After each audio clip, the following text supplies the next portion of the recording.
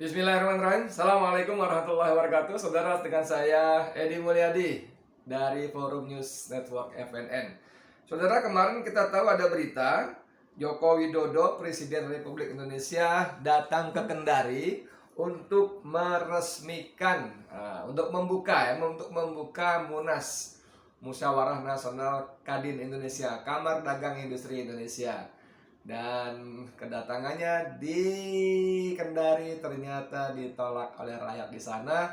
Sebetulnya kali ini rakyat menolak dengan alasan yang lebih masuk akal. Bukan berarti selama ini tidak masuk akal. Mohon maaf ya. Mohon maaf. Bukan begitu maksudnya. Tapi dalam konteks dengan peristiwa yang sedang terjadi saat-saat ini, yaitu ketika COVID angkanya meledak luar biasa. Ketika kepanikan hampir semua pihak, khususnya tentu saja kaum medis ya, dan para medis di tenaga kesehatan di rumah-rumah sakit, di klinik-klinik, di tempat-tempat penampungan mereka yang terpapar COVID, begitu panik luar biasa, pemerintah panik luar biasa, yang semuanya akan bermuara pada tudingan ini muncul karena kerumunan. Dan Jokowi datang ditolak di sana karena yang masyarakat menolak, khawatir terjadi kerumunan. Oke? Judulnya begini. Demo tolak Jokowi buka Munas Kadin 2021 di Kendari berujung ricuh. Tapi ada komanya nih bos, judul beritanya. Ormas bawa balok dari arah polisi. Ngeri nggak? Ngeri nggak? Jadi ada demo menolak Jokowi datang di Kendari, berujung ricuh. Ricuh itu antara demonstran dengan aparat kepolisian ya. Kemudian ada komanya, ormas muncul bawa balok dari arah belakang Polri. Dari arah polisi, bos. Oke, supaya nggak menduga-duga saya bacain dulu. Ini kemarin ya peristiwanya, demo penolakan Presiden Joko Widodo menghadiri Musyawarah Nasional Kamar Dagang dan Industri Kadin di Kota Kendari, Sulawesi Tenggara berakhir ricuh. Rabu 30 Juni, sekarang Kamis saudara ya, tanggal 1 Juli sudah. Kericuhan terjadi antara massa dengan polisi yang bertugas mengamankan Munas Kadin 2021 di Kota Kendari. Awalnya ricuh melibatkan antara pendemo dan petugas polisi yang berjaga. Namun jadi ternyata demonstran ini kebanyakan mahasiswa ya, sebut nih. Namun, piye kok lari-lari ya. Ini dia. Namun mahasiswa berhasil dipukul mundur setelah polisi menembakkan gas air mata. Jedar. Anda pernah mengalami ikut aksi ditembakin gas air mata? Saya pernah beberapa kali, dan yang tak terlupakan adalah demo aksi 4/11 ya, 4 November di depan Jalan Merdeka Barat, di depan kantor Menko Polhukam. Oh, bukan Menko Polhukam, sudah dekat-dekat ke sana. Sudah dekat-dekat istana ya. Waktu itu malam hari. Dan waktu itu saya di seberang kiri, di seberang kanan kan jalan dipisah oleh jalur hijau. Ini mobil komando diisi para ulama, para habaib ya di situ ya. Dan ketika azan Isya berkumandang, jedar. Kami yang di sini sebelah kiri lari pontang-panting. Waktu itu saya masih pakai sorban, dan sorban saya tutup ke mulut saya gitu. Dan kami lari, dan tangan saya ini menyentuh punggung orang. Anda bisa bayangkan begitu banyaknya manusia pontang-panting situ, dan saya berpikir kalau seandainya sampai jatuh, waduh, selesai sudah deh, nyawa mungkin selesai di sana. Dan apa yang terjadi? Kulit terasa terbakar, mata panas berair, hidung terus mengeluarkan cairan. Dan orang-orang yang kena asap itu juga banyak berkelimpangan, mereka lari, ada yang dilarikan ke rumah sakit. Yang terdekat adalah Rumah Sakit Budi Kemuliaan. Dan dahsyat sekali, ambulan itu mondar-mandir tahan tintinya, asap gas air mata. Yang terbaru adalah aksi kapan ya? Tapi saya tidak sebagai demonstran waktu itu ya. Belum lama lah, kira-kira beberapa bulan lalu, Desember kalau nggak salah ya, 2020. Saya tidak sebagai demonstran, tapi saya sebagai peliput. Pasti perapatan Harmoni. Wah, dahsyat sekali tuh. Jedor. Saya ada di situ dan kena gas air mata. Padahal saya berdiri di belakang polisi yang harusnya gas air mata ke sana, tapi qadarullah angin berbalik mengarah ke polisi dan saya termasuk yang mata pedih, terbatuk-batuk dan sebagainya. Nah, itu pengalaman saja gas air mata ya, dan itu memang efektif untuk membubarkan demonstran. Bentrokan kembali terjadi, namun kali ini organisasi masyarakat atau ormas mengenakan baju hitam keluar dari balik polisi yang mengamankan. Saudara, saya baca pelan-pelan. Bentrokan kembali terjadi, tadi sudah reda karena mahasiswa berhasil dipukul oleh polisi yang menggunakan tembakan gas air mata. Oke? Yang berikutnya, bentrokan kembali terjadi, namun kali ini organisasi masyarakat atau ormas mengenakan baju hitam keluar dari balik polisi yang mengamankan. Gimana cerita itu? Mereka mendekati massa yang berada di depan warung kopi Daeng atau Kopda, Jalan Syekh Yusuf, Kelurahan Korumba, Kecamatan Mandonga, Kota Kendari, Sultra. Para pemuda itu terlihat berjalan membawa balok kayu sembari berteriak ke arah massa aksi pendemo. Ini yang nulis berita ini adalah Fajar ya, grupnya Tribun. Jadi bukan portal abal-abal. Bagaimana kita memahami ada aksi demonstrasi, polisi berada pada masa aksi, ternyata di belakang sini ada massa organisasi masyarakat ormas berpakaian hitam-hitam. Dan ketika polisi berhasil memukul mundur mahasiswa dengan tembakan gas air mata, selesai, bubar, sepi, berhenti, tapi bentrokan terjadi kembali karena ada massa keluar dari belakang barisan polisi dan membawa balok. Saya nggak bisa memahami peristiwa ini.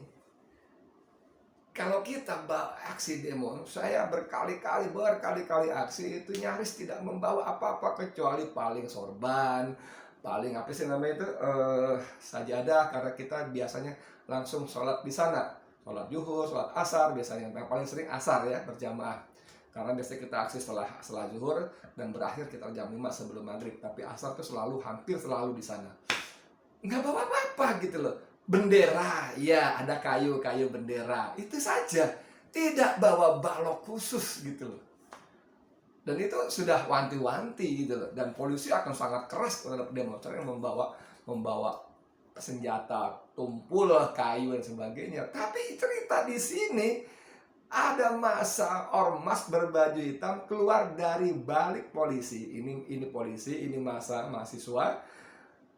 Ormas keluar dari balik polisi, tek sini bawa balok. Nah, selama ini di sini ngapain aja? Siapa mereka? Kenapa boleh? Ngapain aja gitu bawa balok, didiemin, dibiarin gitu. Astagfirullahaladzim. Monggo, silakan. Tapi kali ini saya nggak mau ngomong soal itu sebetulnya. Saya lebih mau ngomong soal bagaimana massa menolak Jokowi hadir ke sana karena khawatir terjadi COVID. Memang aneh juga ya. Nih bayangkan ada Laode Pandi Sartiman @LD Pandi ya, akun Twitternya, dari zona merah menjadi zona kuning jelang kedatangan Presiden Jokowi di Kendari. Jokowi rencana menghadiri munas para pengusaha. Oke. Pengaburan fakta informasi macam ini, fakta pengaburan fakta atas informasi macam ini bikin warga yang minim pengetahuan pandemi makin tidak percaya corona. Ini punya dia si Partiman tadi ya. Dan menariknya di bawahnya saudara, ini ada dua gambar. Yang sebelah kanan ini masih banyak merahnya. Tanggal berapa? Tanggal Selasa 23 Juni. Lalu tanggal hari Senin tanggal 20, hari Ahad dulu. Hari Ahad 27 Juni sudah banyak kuningnya, dan di bawahnya Senin 28 Juni 2021 sudah makin banyak yang kuning. Saudara, bagaimana nih coba nih? Anda saksikan hebat nggak?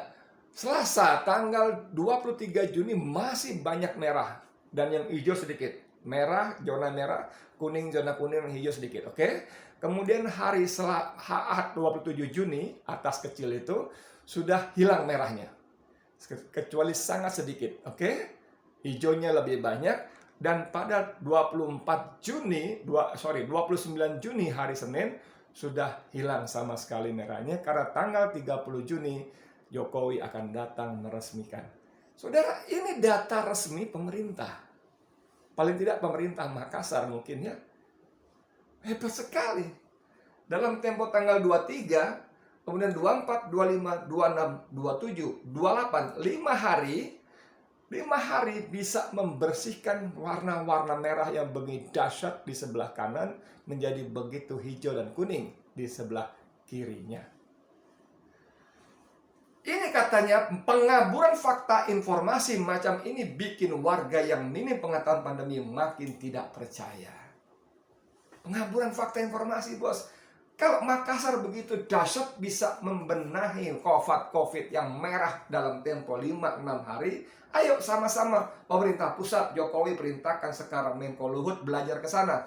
Menko Marinvest, Anda paham nggak Menko Marinvest itu? Menteri Koordinator Maritim, Kemaritiman dan Investasi. Anda bisa bayangkan nggak apa hubungannya Menko Marinvest, Menteri Koordinator Maritim dan Investasi, dengan penanggulangan COVID yang kali ini dia ditunjuk sebagai Komandan Penanggulangan COVID untuk wilayah Jawa Bali.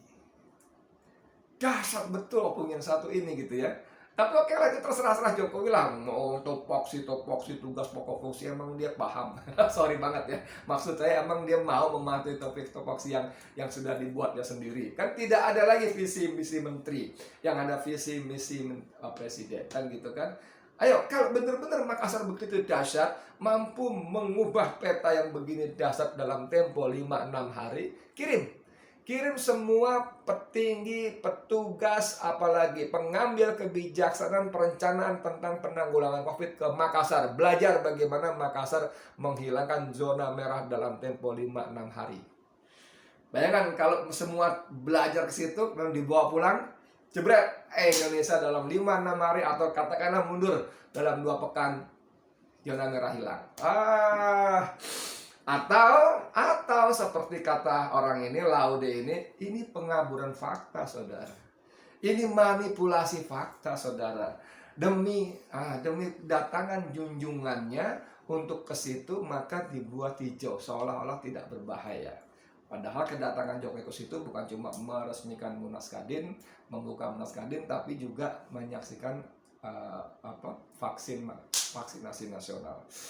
Nah, kedatangan Jokowi ke Kendari itu ternyata